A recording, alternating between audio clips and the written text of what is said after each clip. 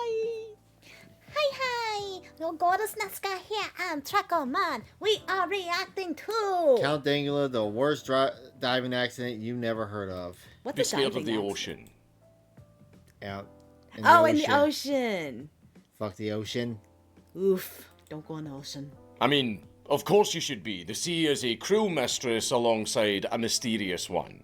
You've doubtless heard the tidbit that we have charted more of the farthest reaches of the cosmos than we have of the big puddle that's what just is up down the with road. that? Every structure in What is up with that? How is it that we know more about space than we do the ocean? Because the ocean, one, you can't see into it because it gets below a certain point, it's dark.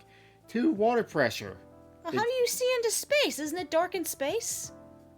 No, it's just there's nothing to see, but when you do see something, it stands out. Versus the ocean, there's no light, you can't see through anything. Well, how do you know it stands out?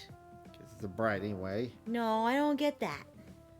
vessel that we float out onto that big blue abyss is a comparative island of safety and stability, defacing the chaotic tides of the sea with steel specks of civilization in the form of ships and oil rigs. The thing is, though, those are still incredibly dangerous places.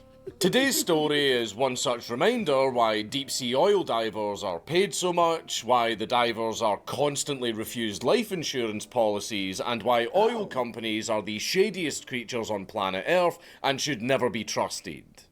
We've all heard of the Byford Dolphin incident. Well, here is an example. I have not heard of that. What is that? Basically, they were in a pressurized tube. They didn't lock it, and guys pretty much got sucked out of a hole about this wide.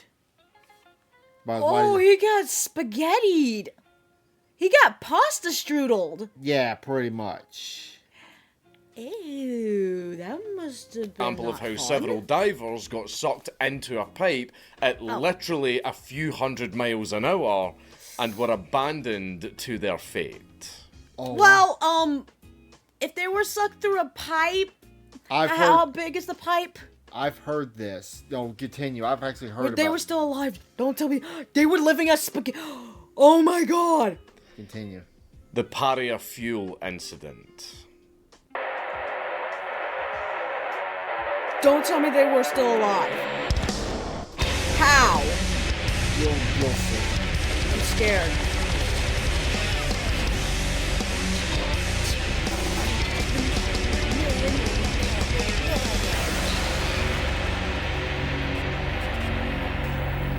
Please leave a like and a comment on this video because it really helps me in the algorithm. I gotta ask though. I thought the devil lives in the ocean. Isn't it the wrong element? That ever familiar smell. How I love it so. Do you not recognise it? It's not floral notes of a blooming spring, nor is it the aroma of your favourite bakery with a fresh batch awaiting you. I smell snow. Yeah, I wonder if it quit by now. It's gonna be warmer tomorrow. I'm scared of we need to check outside of our stuff because you heard the wind. I'll go check it. No, for it is instead something even better. Food. It's your liberation from that one bad habit that's been haunting you for far too long. That's right, boys. It is my beloved hubby. I want to try Fume. Fume is the gold standard in flavoured air devices that has been making waves in the scene. That. Back to the video. The 25th of February 2022, just off the coast of the scenic little freckle known as Trinidad and Tobago, we have a group of 5 men preparing for a rudimentary dive. For context, Paria Fuel Tradings, a subsidiary of the state-owned Trinidad Petroleum Holdings, was running an installation off the coast of Pointe-à-Pierre in the Gulf of Paria. Thus the name. These 5 men from LMCS Limited were contracted by Paria Fuel Tradings to repair a section of pipe running from the mainland refinery out into the open ocean. Oh wait, I think I've heard of this. Yeah, they got sucked into a pipe. Oh, it was not like a tiny pipe. Oh, I thought you were saying they were strudeled. That's something different. Oh. Alright, continue. that would be used to refuel tankers. The section of 30-inch diameter pipe requiring repairs ran at roughly 365 metres in length, with its deepest point at around 15 metres underwater. And it turns out that the pipe had a leak. By complete coincidence, LMCS had performed the exact same job on the same stretch of pipe 2 years earlier on the opposite side in berth 5. So how would berth 6 be any different? This was just a routine repair. Well, for this, I will have to give a brief aside as to how such repairs are usually done. You see, first things first, the section of pipe would have to be drained of oil, because it's a fucking oil pipeline, so of course it would. This would usually happen over the course of a few days, so as to ensure that all of the Harkonnen fuel is thoroughly extracted. Next step would be the insertion of 2 plugs over the mouth of the pipe, with the first being an inflatable front plug that would be lodged inside the pipe before being inflated. Its purpose was, of course, to stop water from getting into the pipe, but also... Okay, so they gotta empty the contents of the pipe and Plug it. plug it. And then from there they go inside? Yeah. Huh. to stop any fumes from the leftover oil residue coming out during the job. The second plug would go over the first and would be a mechanical plug as opposed to inflatable. Its function was to ensure that the first plug is secured and to protect the first plug from molten metal falling onto it. Because the crew are going to have to use grinding and welding equipment, and the very last thing you want is the sparks flying onto a fucking rubber plug. The crew... Sparks and the oil and the stuff and the... Well, yeah, you don't want to pop that. What about like the remnants of the oil? They probably clean it off. Okay. It would essentially cut off the now plugged section of damaged pipe, grind it down flat, and from there weld on a fresh mouth for the pipe. Then from there they can return to the surface and safely remove both plugs by deflating and fishing them out from the new mouth, which would be above sea level. From there, you refill the pipeline and happy days. For those couple of hours of work, you've earned yourself an obscenely good paycheck. Deep sea welders... How much do they get paid? 3 or 4 times what I make, but that's hazard pay. Point. Do people who, people who have to deal with, trash and stuff, do they get paid well? Not really, like compared to me. Huh. Get paid ridiculous amounts of money. But it's hazard pay. It has the cost of your as life. you're all about to find out. Because Dude, shouldn't your job technically be hazard pay? Pays good, but it's not as dangerous as what these guys are about to do. Oh, yeah, of course. Anyway, continue. But still, you run the risk of car accidents. Because of the fact that the majority of this work would be underwater, a habitat would have to be constructed for the divers to perform their work in. Without getting into the nitty-gritty of how hyperbaric chambers or diving bells work, just picture the paddleboat scene from Pirates of the Caribbean. It's basically a little bubble of air underwater for divers to comfortably exist in whilst performing their excruciatingly dangerous job. So this routine repair should be just like last time, right? Well, our 5 men, being Faisal Kurban, Rishi Nagasar, Yusuf Henry, Kazim Ali Jr. and Christopher Boodram, all donned their wetsuits and flippers, goggled up and cracked into the job at around 2:40 PM. Upon entering the cramped habitat, which was pressurised at 1.45 bars, the lads proceeded to make one fuck-up that would cost them dearly. For the sake of convenience and ease... Okay, so what would be the fuck-up? For some reason, the plug comes unplugged. There's a hole in the plug. Probably. Hole in the plug. I'm gonna say they make a hole in the plug. They decided to try deflating and removing the inflatable plug from inside the chamber, as opposed to after the riser extension is installed, allowing the plug to be fished out above sea level. This one single little shirking of procedure wouldn't be an absolutely massive deal if not for the fact that the pipe had substantially lower air pressure than the 8x8 foot habitat. and that Oh. inside the pipe there were air pockets. Remember, this was filled with oil. However, due to the pipe snaking along uneven terrain on the sea floor, there were bumps that raised the elevation enough that there were small pockets of air amongst all of the dinosaur Yeah, oh juice. And today, my boys, we're going to have a physics lesson. Okay, so I'm getting what happened. They removed the plug too soon, and the suction Sucked them in. pulled them in. Yeah. I knew that because I think I've seen this. What I've heard of happens this. when two wildly different air pressures suddenly make contact? Well, they have a very quick and very violent fight with each other before they equalise and settle down, levelling out. This is all well and good, but if you're unlucky and or incompetent enough to be standing right there when these two different air pressures have their little atmospheric domestic, well, very bad Crab. things happen. Crabby, Well, yeah. it's a very good thing that would never happen to our plucky 5 divers, because after all, that rubber plug is in the way. But What? wouldn't you know it, our plucky 5 decided to tempt fate with a wrench. Why? Because they were about to remove said plug. Why do they need to remove the plug? Let them explain. Okay, I'm just asking. Why do you think? I don't know. Maybe they had to get. I don't know. I'm not. They thought this was a good idea? I don't know. I'm not an oil worker. And yes, we've got footage. Yeah,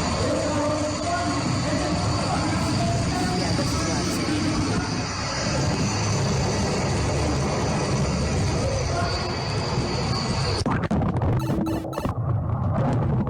You have to put the Mario sound in there.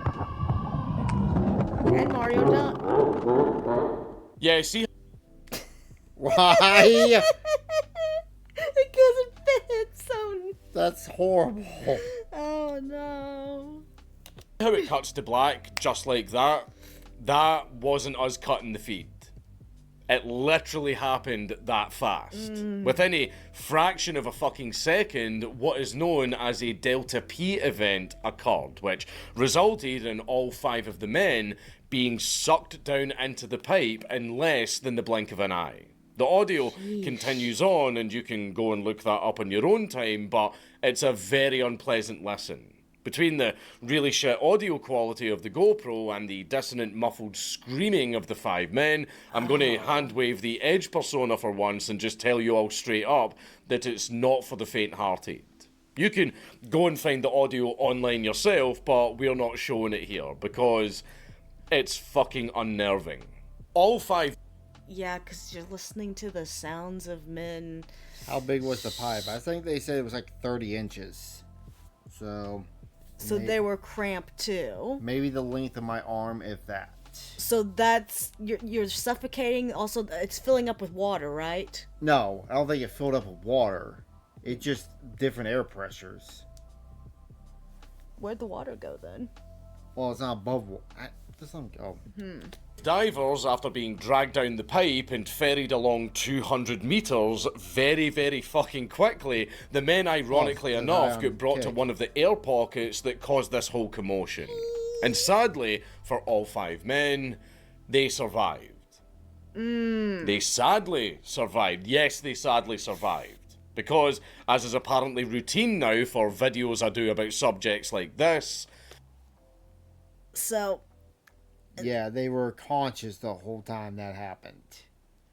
I would have been praying for my head to get swacked hard enough to knock me out so I could die peacefully. But they basically sat there and suffocated, yeah. Let them continue. Things are about to get a lot worse. So, why is this a bad thing? Well, because now they were all in a cramped 30-inch pipe deep underwater in the pitch black, with at most around 6 to 8 inches of air between the ceiling of the pipe and the oil-infused flood water. And See, I told it's you. also still flooding, by the way, so that's See, I great. told you! And to top it all off, they all had... So they either drowned or lost, either way, they lost oxygen. have very severe injuries from being essentially fucking teleported down this pipe. So again, sadly, they survived.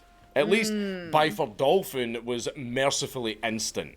I know, what an absolutely wonderful and delightful set of circumstances. So how were our boys holding up in the immediate aftermath? Well, first, Not we good. have Rishi, who's got himself some head injuries, which are leaving him severely concussed and dazed. Then we have Faisal with a fucked up left rib that is actually going through his lung. How fucking lovely, alongside a fractured skull and a brain hemorrhage. Then it's Yusuf with a dislocated left hip and a broken left hand and a broken left foot. Then Kasim with a shattered left fibula and tibia with a nice smattering of blood loss. And we finish with Chris, who's got a broken arm and a broken left foot. Now, Sheesh. They essentially got fucked. Your princess is in another pipe. Your princess is in another pipe. Oh, dude. When I would have. Okay, the one who got concussed, I'm hoping he passes out. Oh, but the one who just got the broken left foot and hand or whatever, or leg or whatever. How about the guy who had the punctured lung? I think he also had brain injury too. Maybe those two could die faster, could pass out faster. But the ones who just had minor injuries, they're stuck there until they suffocated. as you may intuit from the way that I listed the gentlemen, some were in better shape than others, and some were closer to the birth. All five also came to this conclusion, and as such, Chris and Kasim volunteered to try and make their way back towards berth 6 to try and get some help. Thus, our plucky duo start agonisingly trekking through the oily water using nothing but their broken hands to see a few feet in front of them. With Chris leading the way, they slowly manage to inch their way along the pipe and manage to have a miracle occur. Their equipment was sucked down with them, and what they found was a couple of oxygen tanks along the way, thus giving the gents a slight chance at rescue. Fantastic. Slight issue here. And okay, so they're able to have so only some of them can you because they said only 2 tanks. Yeah, a couple. So it should go to the ones that have the minor injuries because the ones, yeah, they're not going to be lasting it much longer. But the question is, would you want to keep living though? Especially knowing what we know. Yeah. However, Kasim wasn't looking too hot with, the blood loss and all of that. Oh. As such, he CD 2113 Gaming subscribed to the channel. Thank you. We're talking about a horrible way to die.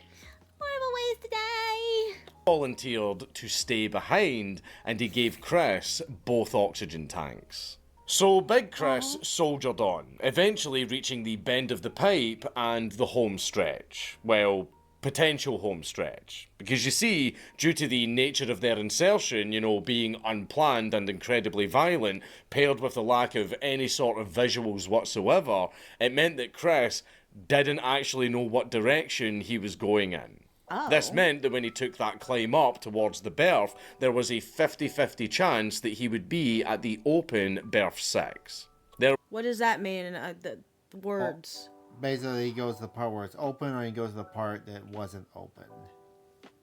How do you not go forward from... You don't know because you got sucked into a pipe at high speed. Oh, you don't know if the way this way is the They're X... in a dark pipe Uh-huh.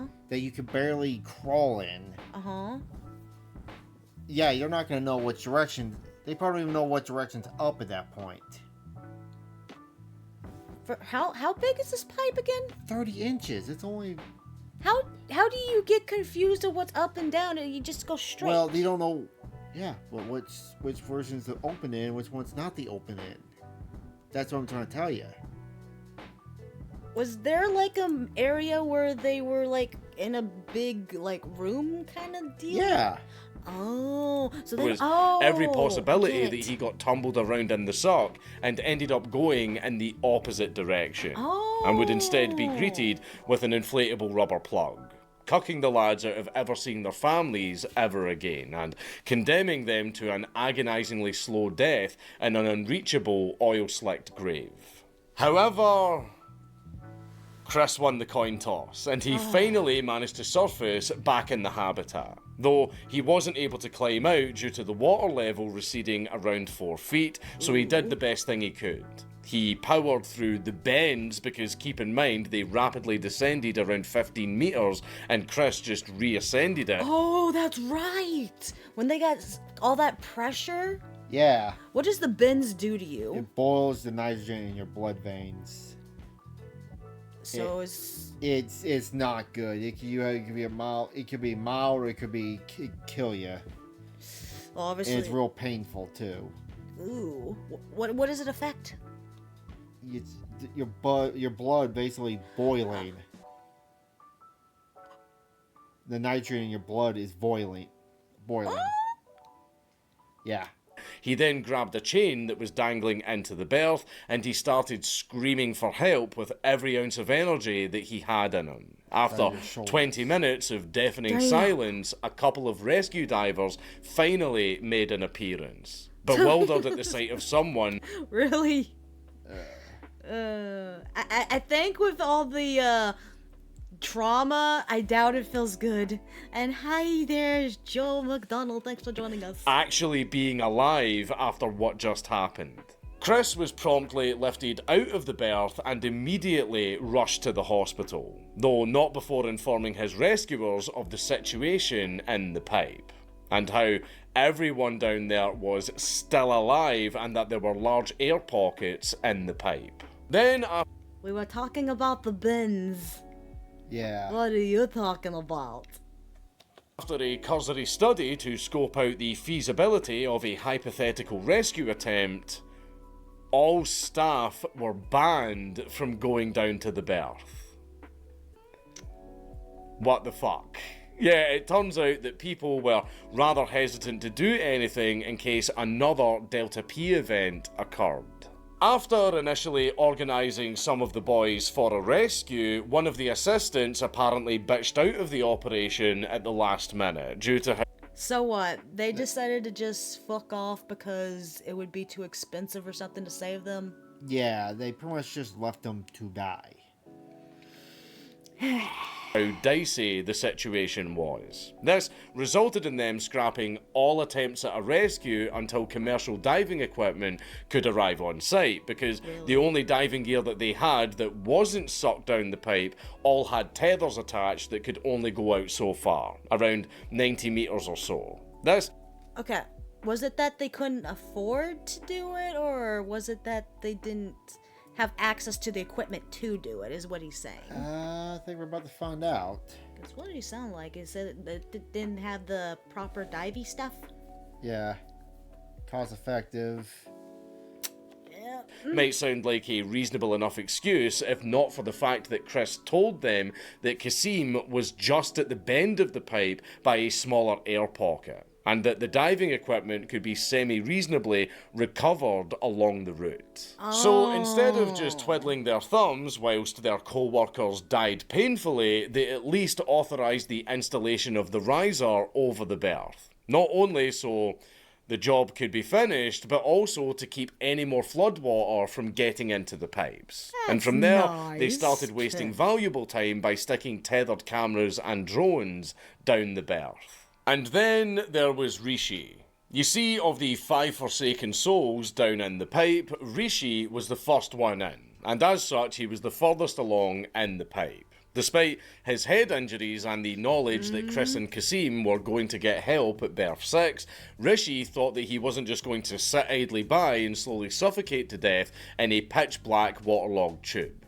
As such, he started crawling his way in the other direction towards berth 5. From a glance, this may seem to be quite smart, as despite the plug being present there, that would not only be a decently sized air pocket towards the berth because of the plug, but it would also get him closer to the surface, and as such, more likely for his frantic banging from inside the pipe to be heard. A couple of issues, however.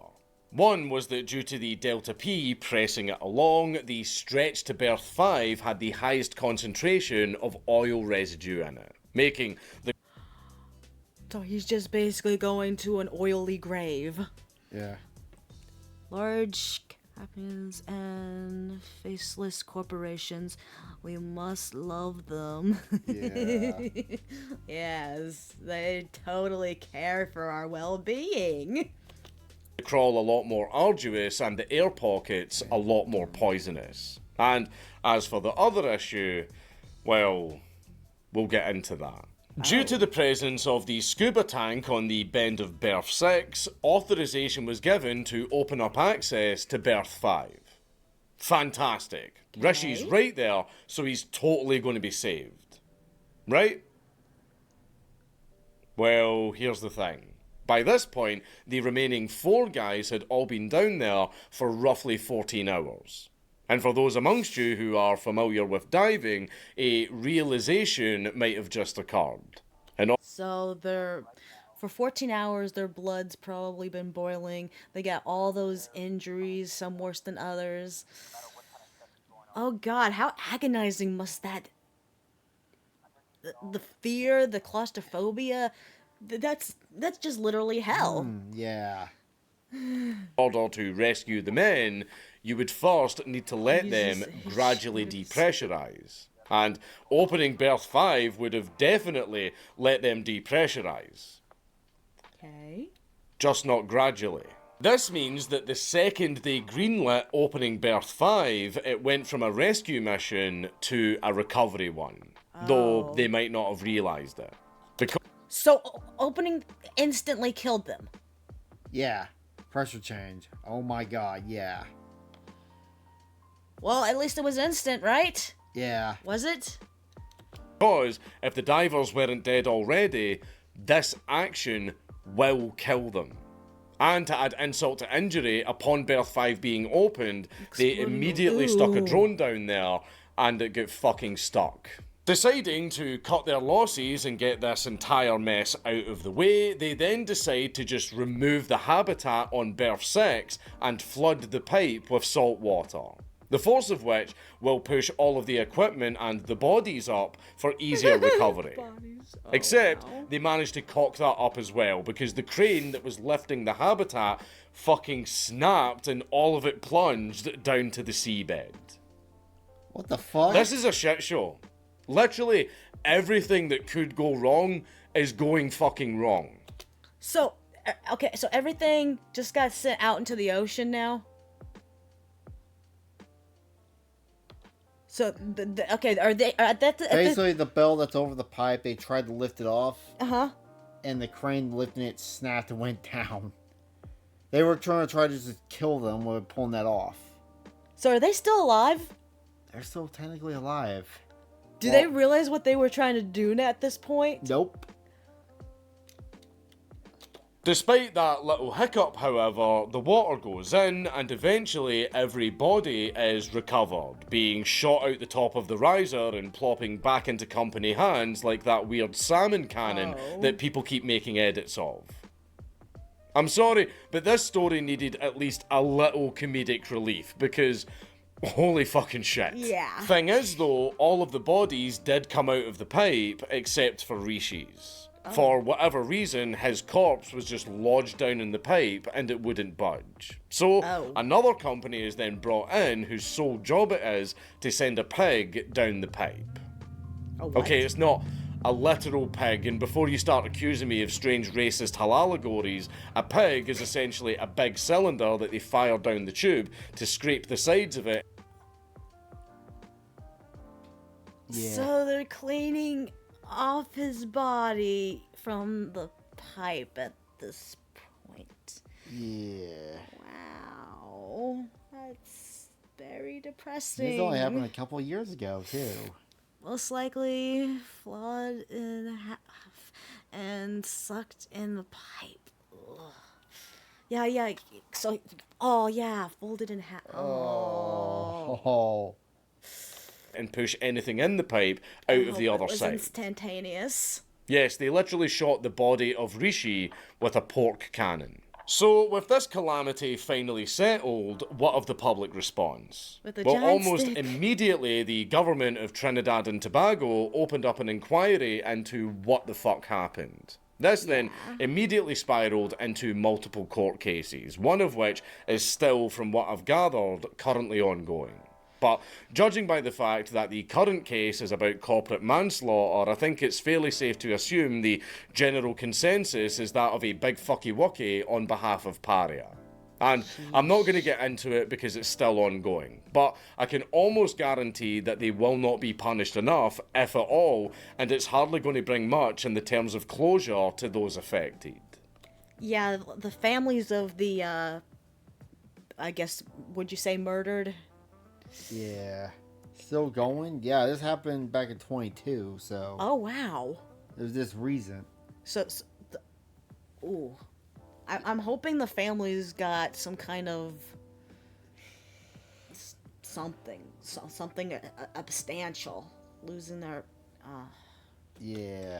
Speaking of which, what of Chris? Well, he's understandably become incredibly traumatised and riddled with survivor's guilt by the whole Oh. ordeal. A sharp Oh, he was the one contrast that to got what out. he Yeah. was during the incident, being the brave volunteer who stepped up and took a leap of faith for his co-workers good like a point. real G.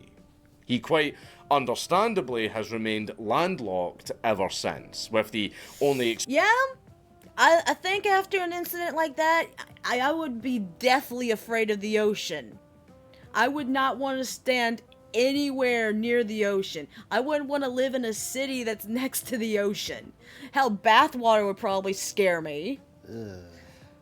Yeah, I bet you he probably has PTSD from taking a bath or a shower because it'll have that kind of feel. Oh my goodness. Yeah, he's traumatized. Someone pay that man. He needs therapy. Pay him. experiences of him in water being the shower and the supposed daily night terrors he suffers about his time in the pipe.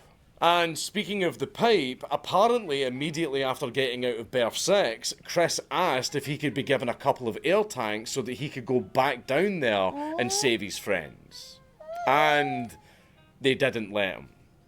Which, on the one hand, sure, the situation even back then was precarious enough with all of the shit going on, and to be quite honest, letting Big Chris go back down there with his fucked up broken quap limbs was. Oh my goodness, what a hero! He was willing to go back down in there to save his friends, despite his injuries, despite his trauma. Oh, that's so. I know money doesn't make up for loss of life, but the family should definitely get compensation in the millions. That company should really pay for the crimes, both with jail and with money. Whatever money. Same thing. Probably Yes, a very agreed. bad idea. But maybe he might have actually been able to save his friends instead of doing what the company did and just leaving them to die. Yeah, throughout this, I needed to keep reminding myself of just how recent this was. These sorts of events are usually far enough in the past that there's some degrees of separation between that snapshot of time and now. But this was just in 2022. This massive Yeah. fuck up was post-COVID. And I think it's only fitting, seeing as how the 3-year anniversary of this event was only, as of filming, just a few weeks ago. So, what can we glean from this yarn? That, once again, companies are unscrupulous and can't be trusted. That time Yep. I think ultimately what we can get from this, if it saves them money, they don't care if they kill you. Well, Game thank is you always- for Sorry. joining us for this video. We're gonna end the stream because we gotta wake up early in the morning. Yeah, thank you so much. Love you. Bye.